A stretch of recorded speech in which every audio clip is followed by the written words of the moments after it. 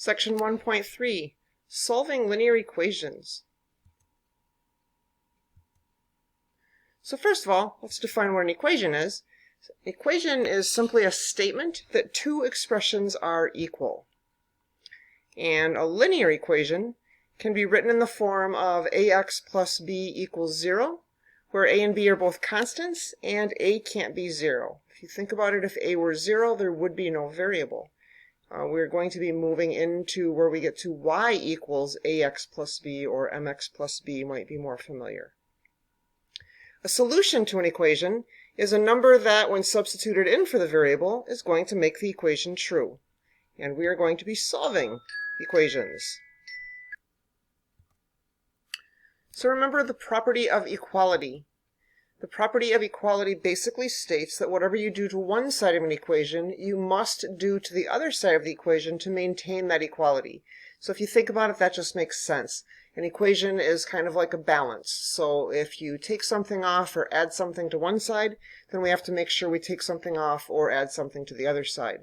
So we'll all agree that 3 plus 6 equals 8 plus 1. So basically the property of equality were to say, if I were to add a negative 2 to this side, then of course I have to add that negative 2 to that side. And that goes with any operation or anything we do to each side of the equation. So let's try to start solving them. So remember, when we're solving an equation, we're trying to get the variable by itself. So we need to get all the variables over to one side of the equation and all the numbers without variables over to the other side of the equation. So the first thing I'm going to do is, I personally like to keep my variables positive if possible, so I'm going to subtract 8y from both sides. So now we're just going to do column addition, and when I do that, I'm going to get negative 16 is left on the left because 8y minus 8y is 0. And on the right, 13y minus 8y is going to give me 5y. Next, I need to move that 9 over to the left-hand side because I have all the variables on the right. So I'm going to, because it's a positive 9, I'm going to subtract 9 from both sides. Again, column addition results in negative 25 equals 5y. 5y means 5 times y, so I need to divide both sides by 5. And when I do, I get that negative 5 equals y, or y equals 5. And we've solved that equation. And of course, you can check your solution by taking your answer and plugging it back into the original equation, and the left side should in fact equal the right side.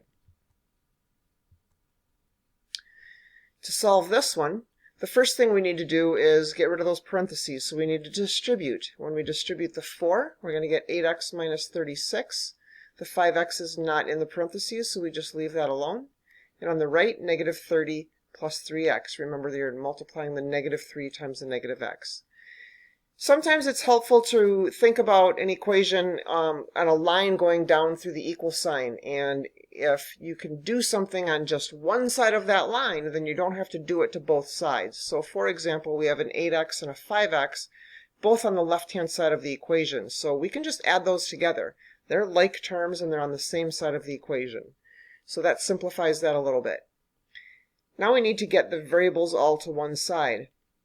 And again, I prefer to keep my variables positive, so I'm going to move that 3x over to the other side. It's a positive 3x, so I need to subtract 3x from both sides, which is going to result in 10x minus 36 equals negative 30. And now I need to move that minus 36 over. Well, it's a minus 36, so to undo subtracting 36, I need to add 36 to both sides. So now I have 10x equals 6. And again, 10x means 10 times x. So to undo that multiplication, I'm going to divide both sides by 10. And so I'm going to get x equals, simplifying 6/10 to 3/5. Or if you prefer decimals, you can write it as 0.6. Word problem. Your total cost for a book, including 6% sales tax, is $23.32. What was the price of the book before the sales tax was added? So let's think about this in terms of just words first.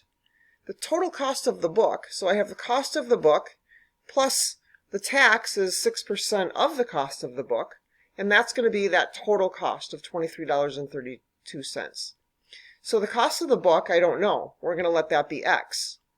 And then 6% of the cost of the book, Well, 6%, remember you have to change percent into a decimal, so 0.06. And of the cost of the book means times the cost of the book, so times x. Now on the left-hand side, I have x plus 0.06x are like terms. I can add those together. And then again, I'm just dividing both sides by 1.06. And I find that x equals 22. 22 what? Oh, the price of the book was $22. Please make sure you're answering the question when you're finally done. Don't just give me x equals 22. Does it mean 22 books? $22? Make sure you're being specific, please. It takes you 45 minutes to mow your lawn, and it takes your brother 30 minutes to mow the lawn. How long does it take you to mow the lawn together? Well, it's obviously not going to take you 75 minutes. In fact, if we think about this, it should take us less than 30 minutes because my brother all by himself can do it in 30 minutes.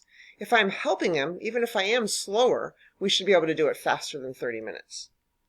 So we have my rate times time plus my brother's rate times time is going to equal the total job. Well, we need to find our time. So the time in both of those is what's going to be my x, because that's what I need to find out, is how long is it going to take us. If we think about this, my rate is 45 minutes to mow a lawn. That means in 1 minute, I can get 1/45 of that lawn done. So my rate is 1/45 per minute times x is the number of minutes. And if we think about our unit analysis again, 1/45 lawn per minute, that minute would go on the denominator. So then my minutes would cancel. Same with my brother. He can mow it in 30 minutes. So in 1 minute, he's going to get 1/30 of it done. So my rate times time, my brother's rate times time is going to equal, when we're all done, 1 total lawn. Now we can get a common denominator, or we can just multiply through by what that common denominator would be. So if I multiply through by 90, 90 times 1/45 is going to be 2x.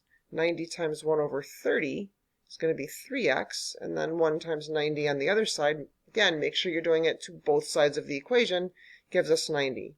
Combining like terms, I get 5x equals 90, and x equals 18 minutes. Finally, one thing I just want to bring your attention to, if we were to solve this problem, we would distribute first, and we get 3x plus 15 equals 3x minus 12.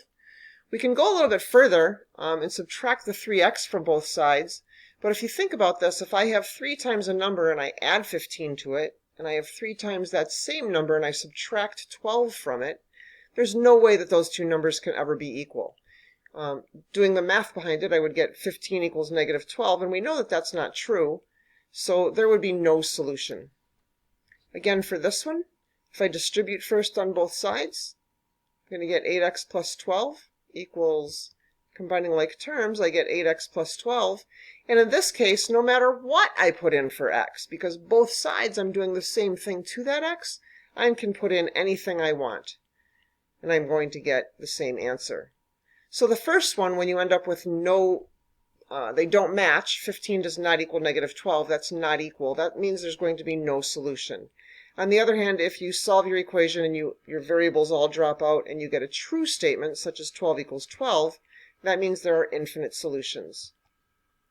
Again, please come to class or watch the longer video. If you have any questions, please feel free to ask them.